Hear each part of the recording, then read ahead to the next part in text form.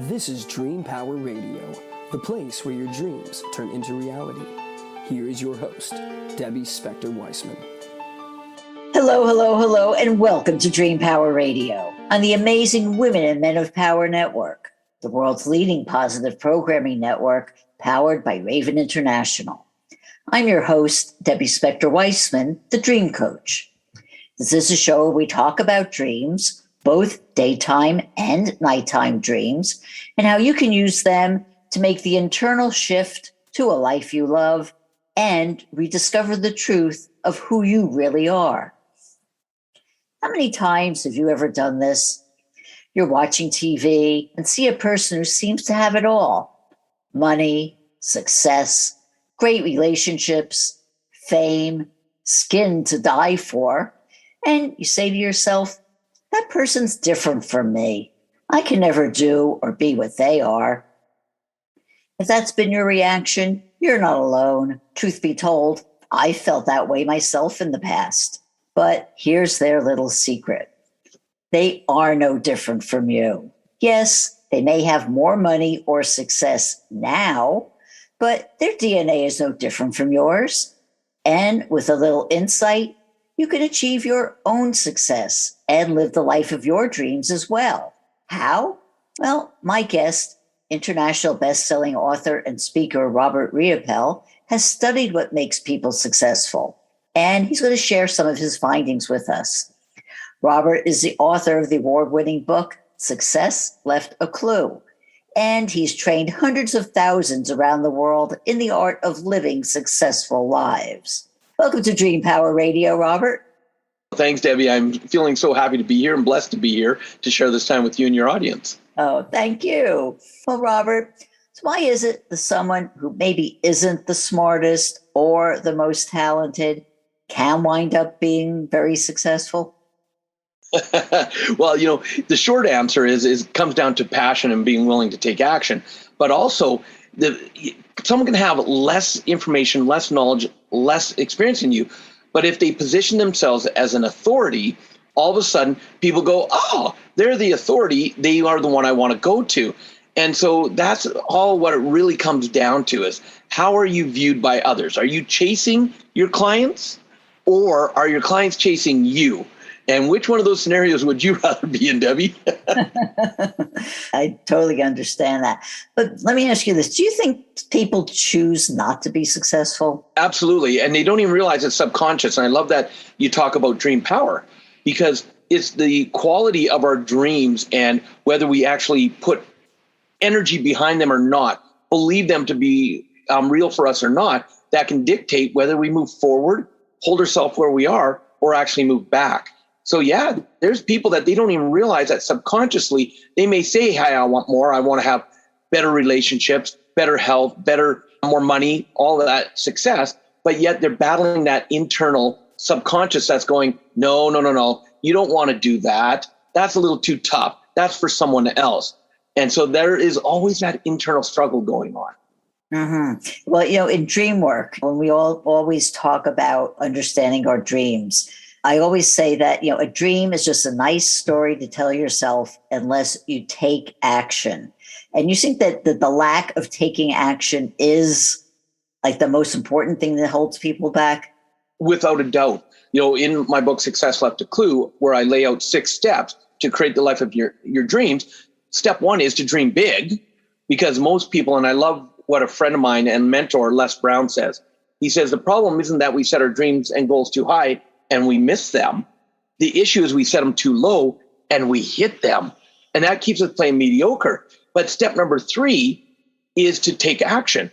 Because in all my travels around the world, sharing the stage with some of the greatest thought leaders on this planet and meeting a lot of successful people and non-successful people, probably the biggest difference I've noticed between them, what separates them, is the action versus lack of action. So yeah, you've got to take action to move forward. Otherwise, you're going to just stay stagnant. And people go, well, Robert, I'm okay. I don't need to take action. I'm doing fine.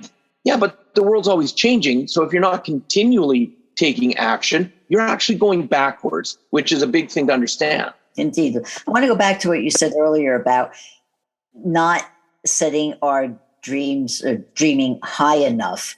How do you know? If you're saying that if you have it in your head, let's just say, for example, you're working for somebody and you want to go out on your own and start your own business. How do you know that what you say you want to do really isn't aiming high enough? Well, here's kind of a litmus test I'll use. If my mind, when I set a dream and my mind goes, oh, that's possible, then I know I'm not dreaming big enough. I was doing a clubhouse with some friends earlier this morning, and a person came on and he had this dream. He says, it's so big and I don't even know how I'm going to get there, but it just feels right. And all of us are like, then you're on the right track. Because if it's so big that you don't even know how to do it, and that's what holds a lot of people back, is their mind goes, but I've got to be realistic. Who am I? I've been told all my life I don't have the right education or the right skills. And all these things hold us back.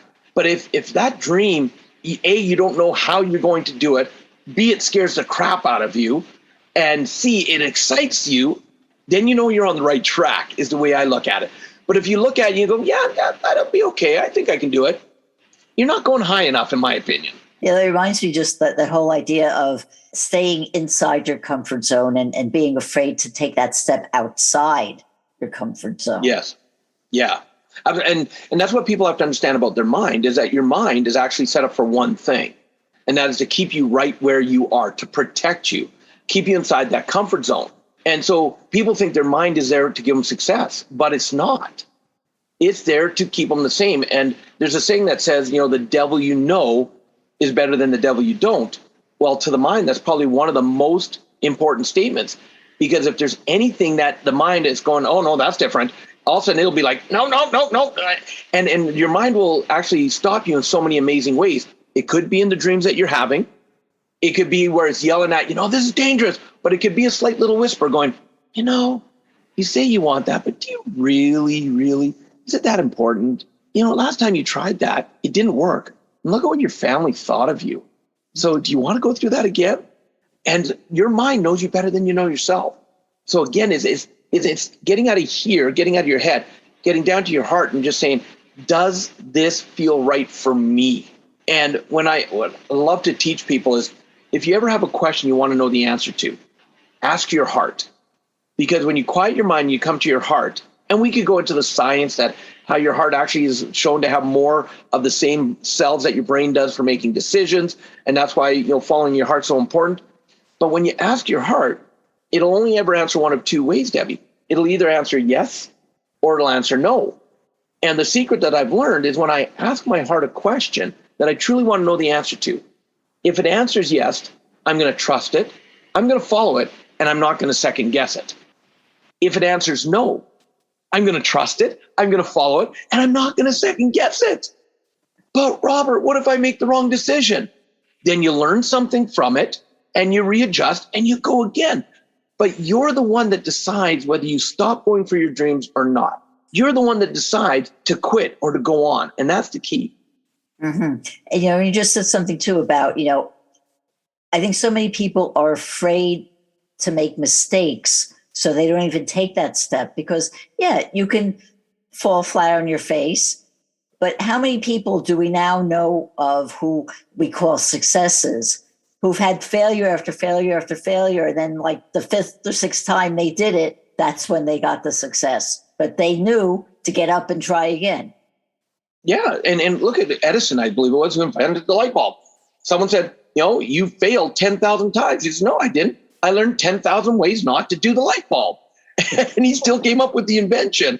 And I, over the last few years, a mentor of mine rephrased the word failure for me. And I love what he said there. He said, there's no such thing as failure, only feedback. Because when something doesn't work, that's where some of the greatest lessons in life come from. And so if you look at it as a failure, then you're going to crush your dreams. You're going to hold yourself back. But if you sit there and go, okay, it didn't work. And 3 questions I'm always asking myself, Debbie, is this. Whenever myself or with a team, I'm doing work, we go through a process, we go through whatever it is we're doing, then we sit down and we debrief and we say, what worked? And with no emotional attachment, no happiness, grumpiness, or anything, we just put a list. This worked, this worked, this worked, this worked, this worked. Perfect. What did not work? And again, no energy around it, no ego, no, it was your fault, no, it was yours. It's just, this and this and this and this did not work. Great. Now, what can we do different? And from what didn't work, we make the adjustments and we say, okay, now we're going to do this. Now we're going to do this. And the more important thing is, then we do it again. We take that action. And that's how you get to where you want to go. But if you sit there and go, well, this didn't work, I'm done. You're right. You're done. And I love how Robert Kiyosaki says, he says, there's always time to quit. So do it later. Do it later. Because you can always quit. Yeah, you quit when you're gotten the success and then look back. Exactly. Yes. That's right. Yeah. When you're sitting there going, wow, the book that was written so many years ago, I can't remember the author, but 3 Feet from Gold. How many people stop right when they're about to strike it rich? And I want to be clear to your audience. When I'm talking wealth, I'm talking rich, Debbie. I'm a very big believer that we are holistic beings. So it's not just the financial. I'm talking wealthy in your mental, your emotional, your spiritual, your physical, and your financial. You can have wealth in all those areas, and it's important to have wealth because I love what my wife says, you know, how she signs her emails. Without health, what is wealth? And, you know, we know from our journey together and the health issues we've gone through that you can have all the money in the world, but if you don't have your health, you're poor. You're poor. If you don't have great relationships, you're poor. So it's about having that balance in all areas. Right. It's I think the people who just look at success in how much money's in their bank account and discount everything else are the ones who really aren't successful. That's right. And, you know, as an example, where am I right now? I'm in my RV.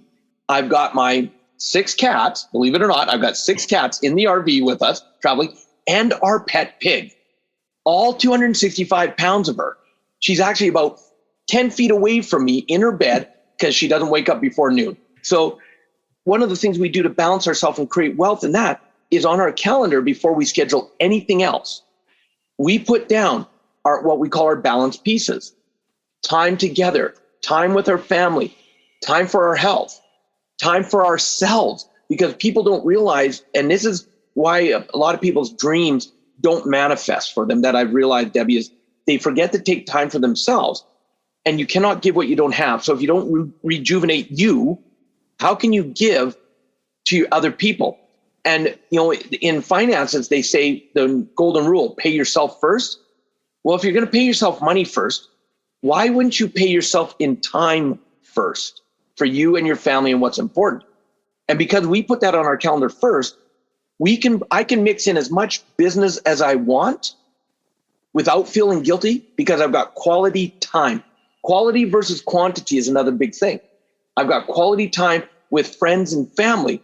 As soon as we're done this interview, I'm going to go in the water for a little bit, and then I'm going to read for a couple hours. And I'm just going to love it and soak it up. That's the wealth in all areas. And that's how you go for your dreams. Is you make sure you take care of all the important things. Right at the beginning, you were talking about there's 6 ways that we can create success in our lives. And you talked about, you know, the dreams and the other things. So what else can you add to that? Yeah. So step number 1, dream big. And I'm a huge believer in vision boards. And I love, again, I'm always learning myself. A friend who I just met over the last year because of the, you know, what's going on in the world, she ended up teaching me the difference between, I used to talk about doing dream boards, and I love dream board. And she said, well, Robert, you realize a dream is just a theory. But if you have a vision, that's dream plus action mixed together. She goes, so I love to do vision boards. Instant paradigm shift for me, just like that. So I now rename all my boards vision boards. So dreaming big. And people go, well, Robert, what if your dreams don't come true? What if what you say, how are you going to feel? And I go, you know what? A huge portion of them haven't come true yet, but I'm still way ahead of the people that don't set any at all. Right? So I'm big about dreaming big and get them on your vision board. Step 2, find a mentor, find a model, someone that can guide you on the path, someone that's done what you want to accomplish. Because unless you're an Elon Musk or a Jeff Bezos or a Bill Gates, chances are someone's done what you want to do already. So find out how they did it and model that. But there's also a kind of another side to that one, Debbie, is instead of just finding people to mentor from, finding people to model from, I also say, ask yourself, who can you be a mentor to? Who can you be a model to? Start giving back right away. Well, Robert, I'm nobody. I haven't had success like you. Maybe not yet, but what have you gone through in your life that if you could help someone else, it would be valuable? And Debbie, you know as well as I do, we all go through ups and downs in our lives. And some of our darkest times might be some of the greatest gifts. So ask yourself right off the bat, who can I be a mentor for? That's step number 2. Step number 3, take action. I love the saying, one step in the right direction is worth 1,000 years of thinking about it. How many of us overanalyze, and because of that, we get that paralysis and we never do something? So you want to make sure you're taking the action, because that is one of the most critical. Before you get to step 4, we're going to take a short break here, and then we'll get back to the rest of the steps. We are speaking with Robert Riopel about success, and we'll be right. When is a car not a car? When it shows up in your dreams. Cars are one of the most common dream symbols. If you don't know why you're dreaming about cars or any image, it can leave you confused or scared. But that dream could be a solution to a pressing problem, or an insight into a solution that's been bugging you for years. Go to my website and sign up for a complimentary discovery session, and I'll help you understand why a dream is a terrible thing to waste. Go to thedreamcoach.net for more information. Welcome back to Dream Power Radio with your host, Debbie Spector-Weissman. Yes, welcome back to Dream Power Radio. I'm your host, Debbie Spector-Weissman, and we're speaking about success with Robert Riopel. Well, Robert, you talked about 3 of the 6 steps that you say are the keys to success. Tell us about number 4. Yeah, and you know, a perfect time to take a break in between, because step 3 and step 4 have a huge separation. And the reason I say that is you can have the greatest dreams in the world. You can have the greatest mentors and people to model. You can even take great actions and have success. But step 4 is what most people miss and why they sabotage. And Debbie, I know this has never happened to you. You've never sabotaged your success ever in your life, have you? Oh, oh, never. Sure, never.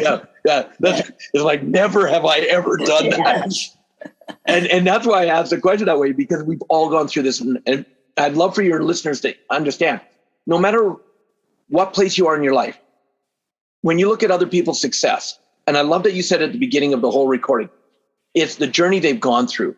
See, I'm a big believer in reading and watching biographies. I don't want to just know about a person's success. I want to know the ups and especially the downs they went through to get there.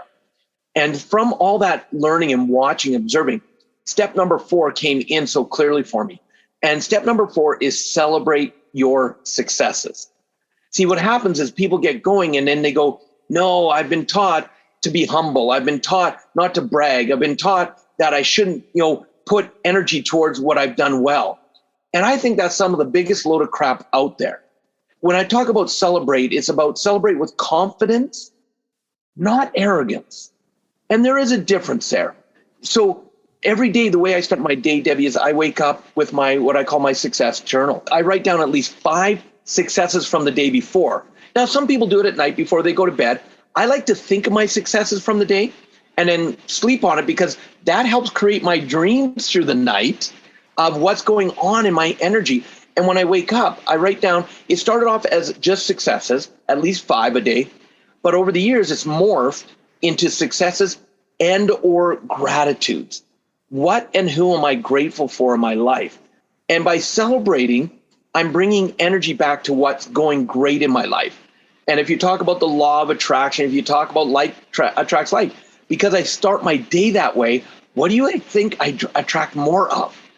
Versus someone who wakes up in the morning going, oh God, here we go again, another day. I hope it's not as crappy as yesterday. Oh, great. You're saying to the universe, give me crap. And so it goes, let us help you out. Here's another crappy day for you.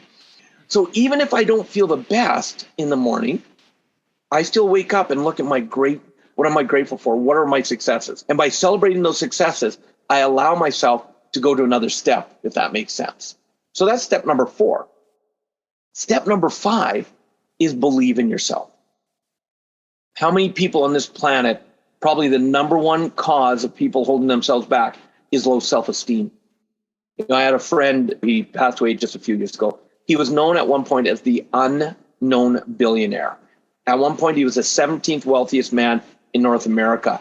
And his reason for what he did was because as a child, he had severe self-esteem issues, picked on, bullied, and he wanted to create success. And one of his give backs, right up until the day he passed away, is as he's traveling around North America, advising high-end companies. Anytime he was booked into a city where he had an interview, his staff automatically knew to contact at least 4 or 5 schools in that area for him to come and speak at an assembly for the school as one of his ways of giving back on low self-esteem, going for your dreams, what's possible. And that was, one of the ways he empowered people. And so goes back to, again, how do you mentor others? Because he suffered with low self-esteem as a kid, he wanted to give back and help other children get through it. And so believing in yourself is a big one, because why do people hold themselves back? Simply because they bought into the beliefs that maybe they've heard from others, or they've compared themselves to someone they saw on Facebook and went, oh, wow, they're obviously better than I am. I could never do that. See, it's interesting how we compare ourselves to others, and without knowing their story, we believe they're better than we are. And so one of the things I like for people to understand is never, ever, ever compare yourself to anybody else but who's in your seat, just to yourself.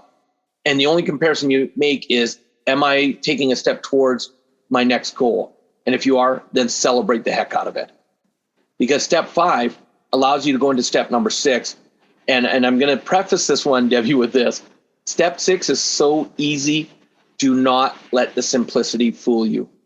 In my book, I could have made it sound so profound, so like, oh, that people would go, oh my goodness, he's brilliant. But I knew they would never do it. I wanted to keep it so simple. But the downside is some people go, it can't be that simple. And I have to ask your audience to believe me when I say it is. There's a reason my book's been an international bestseller. And people are always saying when I follow the steps, it works in my life. Because step number 6 is repeat the first 5 steps. That's it. Because the way it works is when you dream, you find a mentor, you take action, you celebrate your successes. That's going to enhance your belief in yourself, which allows you then to set bigger dreams, find greater mentors, take greater actions, greater celebrations, which then again allows you to believe in yourself a little bit more. And it becomes a beautiful perpetual cycle. So those are the 6 steps, Debbie. Yeah, I know it's funny because it sounds so simple and so obvious, and yet how many millions and millions of people don't do any of it because of that voice in their head that keeps telling them, no, you've got to stay small. Right. Here are all the reasons not to do it. Instead of focusing on, here are the reasons to do it. That's the tragedy. It is.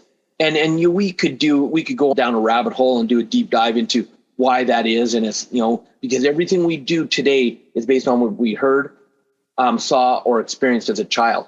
And we make even as an adult at our age, and I'm not going to give away my age, I'm not, but even at my age, every decision I'm making today starts off based on from what I was learning till about the age of 5. So even 10 times older, I'm making decisions of a 5-year-old and wondering why sometimes I don't make the best decisions for me. It seems like 5 is that magic age where a lot of what end up being the self-limiting beliefs kick in. And yes. When we're not, and they're so ingrained and become such a habit that most of us just aren't even aware of them. But when we become aware, that's when, if you're really aware, you realize, why am I thinking that? That's really kind of a stupid thing to be doing. What am I doing? And then the world opens up. But absolutely. You're just totally in the dark about it. But I want to get back to what you were saying right at the beginning about dreams. This is a show about dreams. So, do you program your dreams? Or do you actually write down your dreams? You remember them? Make plans based on your dreams. It's interesting. My wife can remember her dreams vividly every morning when she wakes up. For me, when I'm in them, they seem so real and I'm right there. But when I wake up, they're gone. And I just can't seem to remember them. Now, if it's something that really grabs my attention, I'll actually, if I wake up in that moment, I'll actually grab my phone and I'll write down what was going on, because I'm like, I think what happens is my mind, I go, I want to remember this. And I think when I trigger that within the dream, all of a sudden I wake up and I've conditioned myself to then grab my phone and write it down. Because left to my own devices and relying on my brain to remember something, oh yeah, it ain't happening. Plain and simple. And so one of the things I do then is I will have sometimes a conversation with my sister-in-law, who, she has learned to become a shaman and she loves to interpret dreams. And so I've got in the habit of, reaching out and saying, hey, I had this dream. Any thoughts to that? And we just have a conversation around it, knowing that we're going to put our own perspective on it. And what we decide it means, that's exactly what it means. So that's kind of how I look at it. Yeah. I mean, like when I help people with dreams, I always say, it doesn't matter what I tell you. If I give you, because if I tell you what I think the dream means, it's just an opinion. What's important is what it means to you. Because that's the only way the dream is going to give you that value is when you believe it. Yeah. And I love to daydream. Those are probably the dreams I do remember, is the daydreams, because I give myself space. One of the things I love to do is I love to walk. I went through 2 back surgeries, and one of the easiest ways for me to, take care of my back is I love to walk. And when I'm walking and I'm walking fast, all of a sudden I become very present, and that's when I get connected. And some of the most brilliant things come to me. And so I write them down as well, because that to me is the daydreaming. It's like when I'm walking, it's like, what do I really would love to have in my life? What would make my life even more amazing? And the other way I connect that way is, if my mind gets too busy, I take out my phone and I have a simple free version of an app called Calm, CALM. I love the sound of rain. And so I'll sit down for 20, 25 minutes. I put my earbuds in and I just listen to the sound of rain. It takes about 8, 9, 10 minutes for my mind to quiet. But as soon as my mind quiets, all of a sudden I just get so refreshed, and what comes through me is amazing. So daydream is what I love. And I give myself the space and permission to have daydreams. Oh, I totally agree with you about that. I mean, I can't tell you in the history of the world how many great ideas and inventions have come from people who took the time to daydream, because it's you quiet your mind, and I won't get into the whole brain science of it, but it is actually different brain waves that really enable us to get into that deep thinking where those wonderful creativities emerge from.